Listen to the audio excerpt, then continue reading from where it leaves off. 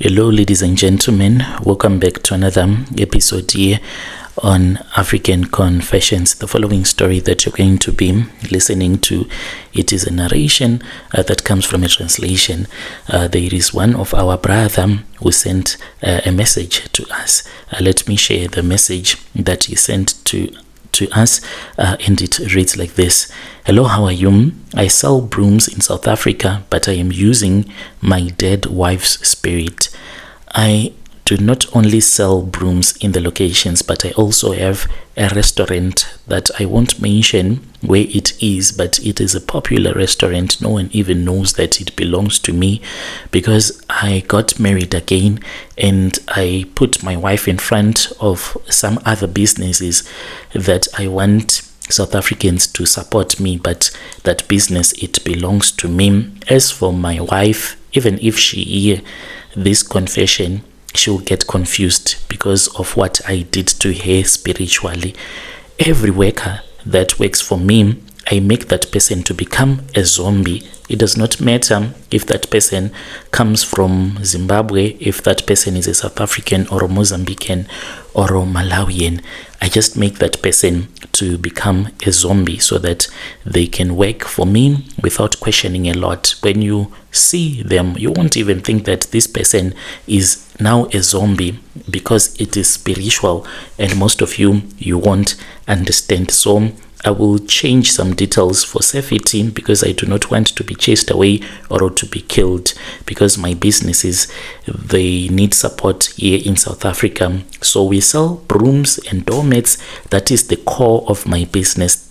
Even if I make money in other businesses, but I am supposed to focus more on selling the brooms and the doormats because that is how I started making money.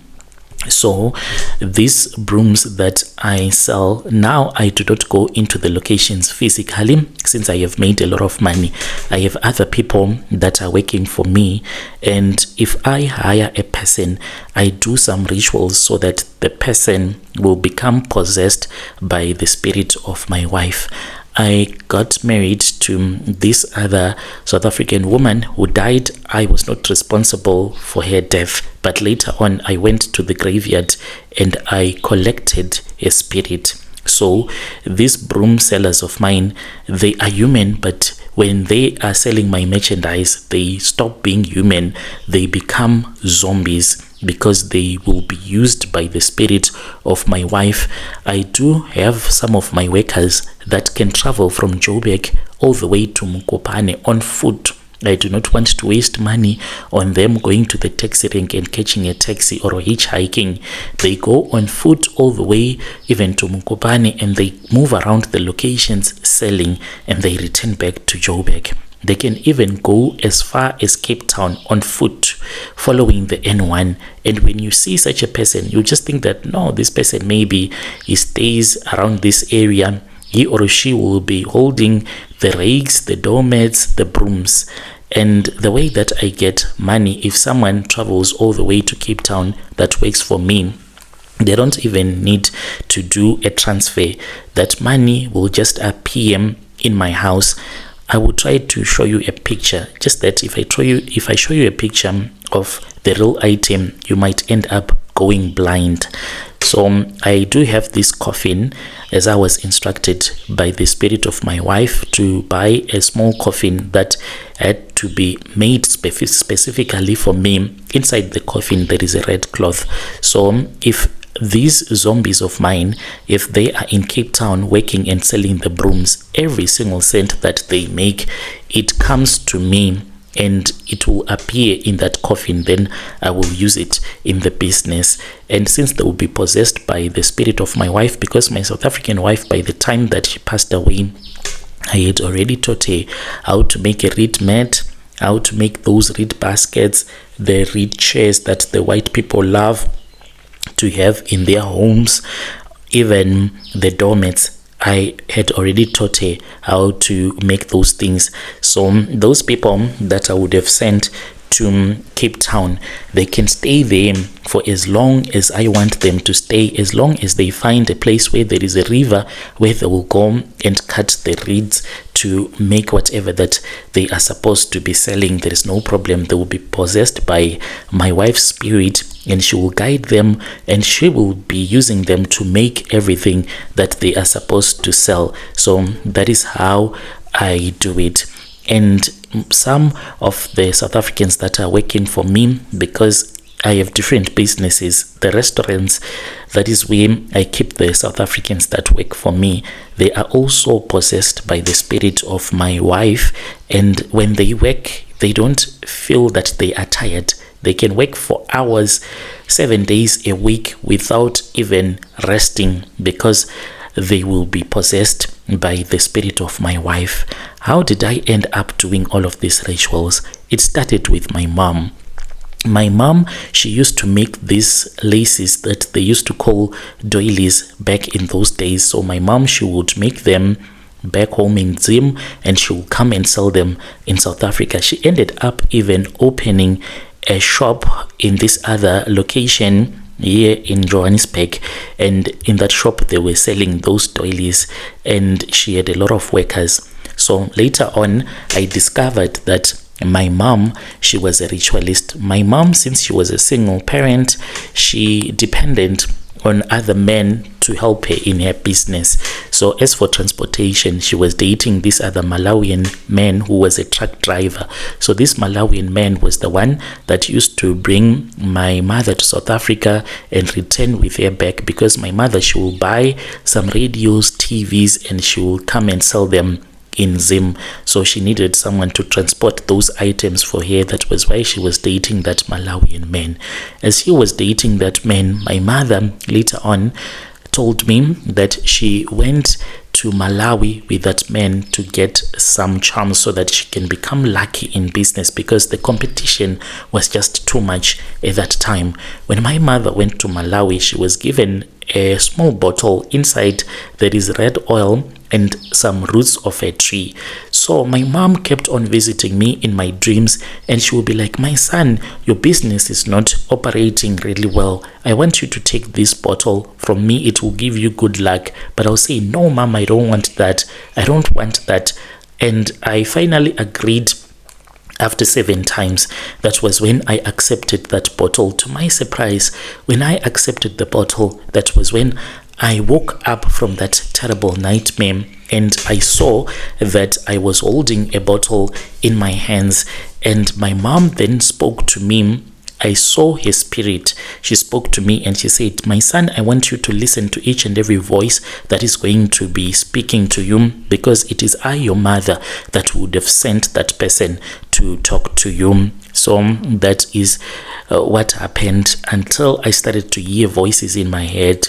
I was then told by my mom to tell all of her relatives that a function was supposed to happen. This was a ceremony that we normally do in Zim to bring back the spirit of the person that would have died. So I spoke with my mother's relatives. To my surprise, they all agreed, and they said that they wanted to do the same so that her spirit can protect the family, to be brought back into the family. But they did not have money to call the traditional healers that are required, and to brew the traditional beer, as well as to buy a cow that will be slaughtered for that ceremony. Since I had money, I told them that all that I wanted from them was their support, for them to be there, since this was their relative, and they were more than happy for what I was doing for them. So I went to Zim and we did that ritual. So when people were dancing, drinking the traditional beer, I then saw that there was a little tokoloshi that came from this other wooden drum, and it started to speak with me in Chichewa. And this little tokoloshi, it spit directly into my eyes, for it said, what you have seen, you might end up going blind or even dying. So this tokoloshi, it always speaks to me. It is the one that helps me. It then told me everything that I was supposed to do for me to make more money. When I returned back to South Africa, I went to the place where my wife was buried at night, and I went there with the type of alcohol that she loved to drink when she was still alive.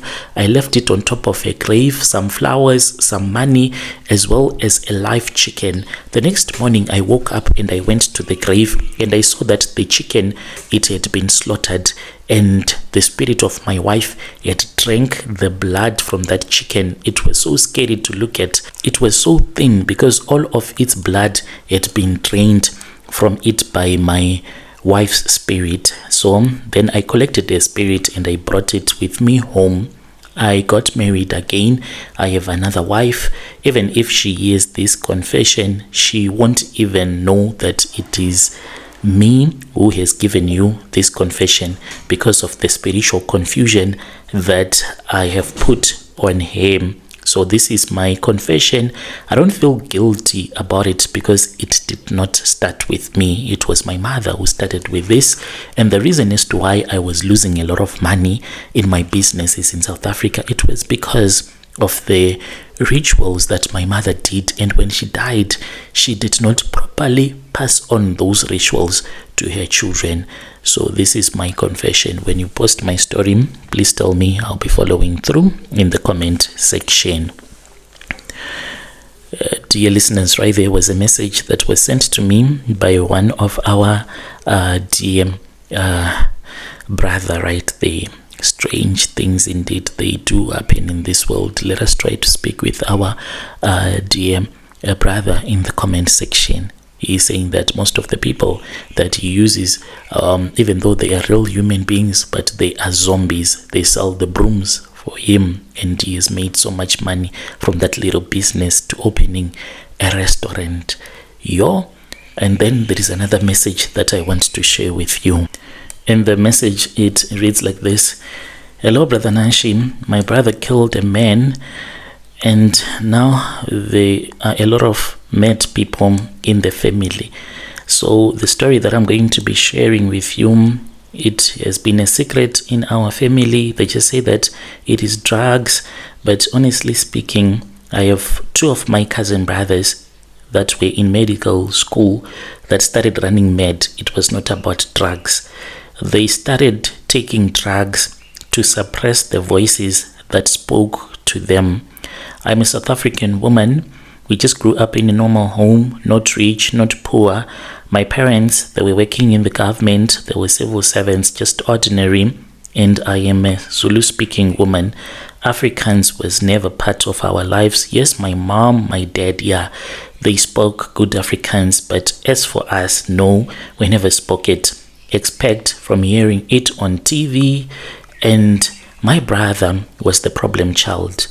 And I can partly blame my mom for it, because my mom never wanted anyone to discipline my brother, especially my father. They will fight if she would hear my dad screaming at my brother. So my brother then joined a gang. He was going to a private school, because we all went to a private school, but my brother would go to the location soon after school to smoke, to be with his girlfriends, and he joined a gang when he was young. So he started doing small crimes, always in problem with the police. Then he moved to hijackings. We knew that he was doing things that were wrong, but my mom was always going to pay bail for him and saying that he's going through stage, he's going to be okay. But we never imagined that it would go that far. One night, that was when my brother was involved in a hijacking that went wrong. There was a white guy that they had followed from this other diner, and then they tried to take his car. Then that white man resisted. There was a struggle and the gun went off. That man died. My brother was arrested that very same night, and at court we had details that we wish we never knew, that this guy, he was a father, he had children, he was trying to get home. The case, it was so clear. My brother was sentenced and sent to prison. He never came out. My brother, he died a couple of years after he had been arrested. They said that maybe it was illness. Others said that he was stabbed with a toothbrush, and they did not want us to know that he had been stabbed on the neck with a toothbrush. So after that, when my brother passed away, my mom was always depressed at all the times. And then my mom, she passed away of high blood pressure. And life continued. About 3 years after his death and my mom had passed away, strange things started happening in our extended family. My cousin, who was the naughty one, that is why we dismissed it, because he was the naughty one in the family, always stealing stuff. My cousin, he then started talking to himself, and when that madness would hit him, he will start to speak in Afrikaans, clear Afrikaans. So we started to laugh it off, thinking that maybe the way that he was speaking in Afrikaans, he was taking drugs, because he had been caught one time stealing so that he can go and buy drugs. We did not know that there was something serious that was happening in the family. Then another cousin, then another one. So the third cousin that started to run mad, he was in medical school. Then my cousin, another one as well, started to run mad.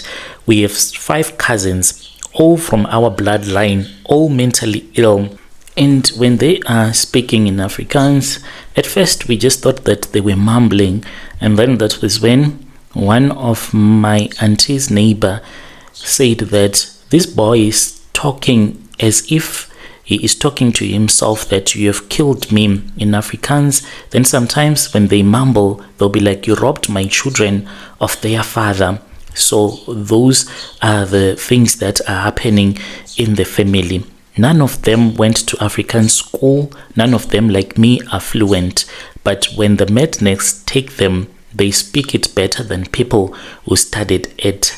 So why I have come here, I need help from anyone that knows how to remove this spirit of madness that is troubling our family. Because since August this year, I have started hearing voices. And these voices, when I started hearing them, it was just one voice, a small voice, as if it was someone that was very far but walking towards me. I would even hear someone that will be murmuring when I will be alone. Sometimes I'll think that it was neighbors that were talking, but I'll be like, since when did our neighbors started to speak in Afrikaans? Then I realized that these voices, they were inside my head, and these are only male Afrikaans voices. And when I'll be hearing these voices, and in order for these voices to stop, I have to hit my head really hard, then the voices will stop. And the most terrifying part is that most of the voices that speak to me, I have started to understand them. Am I going mad?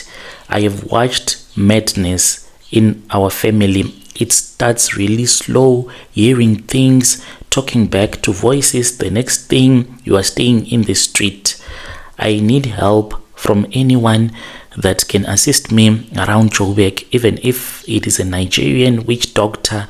I don't care anymore. I also have kids. I'm a single mom. I have to take care of my kids. I cannot do it if I start to run mad. I am really desperate for help, but I don't want someone that will end up scamming me when I am in such a situation. I need someone that will help me for real without charging me a lot of money. When you post, please tell me or give me the link so that I can listen to the confession. Dear listeners, right there was a message that was sent to me by one of our dear sister. Strange things indeed they do happen in this world. Let us try to speak with our dear sister in the comment section. Strange things indeed they do happen in this world. Can you believe it? She's saying that it happened a very long time ago, but as a family they are still suffering. Let us meet again in the following episode.